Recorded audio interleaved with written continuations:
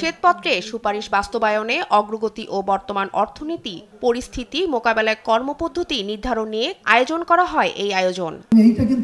সমাপনী অধিবেশনে অংশ নেন বিএনপি মহাসচিব মির্জা ফখরুল ইসলাম আলমগীর। এই সময় অর্থনৈতিক সংস্কারের চেয়ে রাজনৈতিক সংস্কারকেই বেশি গুরুত্ব দেওয়ার কথা জানান তিনি।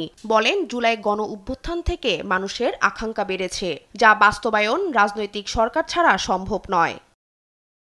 অর্থনৈতিক সংস্কার সেটা আছে, সেই সঙ্গে রাজনৈতিক সংস্কার, এবং আমরা রাজনৈতিক সংস্কারের উপরে গুরুত্বটা বেশি দিতে চাই।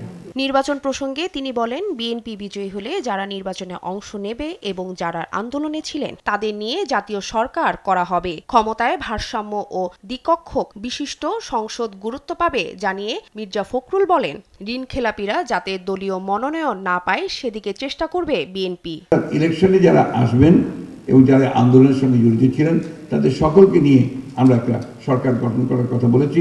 এর আগে অধিবেশনে অর্থনীতিবিদরা বলেন, শ্বেতপত্র ও বাজেট নিয়ে নানা কথা হলেও সরকারের কোনো পদক্ষেপ দেখা যাচ্ছে না। পাচার হওয়া অর্থ ফিরিয়ে আনাকে বড় চ্যালেঞ্জ হিসেবেই দেখছেন তারা। এদিকে জনপ্রশাসন মন্ত্রণালয়ের সঙ্গে অন্য মন্ত্রণালয়গুলোর মধ্যে সমন্বয়ের অভাব দেখছেন সমাজ কল্যাণ উপদেষ্টা শারমিন এস মুর্শিদ। জনপ্রশাসনের সাথে মন্ত্রণালয়দের কোনো মতেই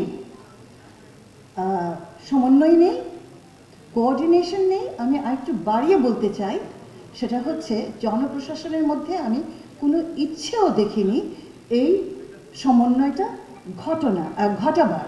শিউলি রায়, দেশ টিভি, ঢাকা। করেছিল এবং বিশেষ করে যথাসময়ে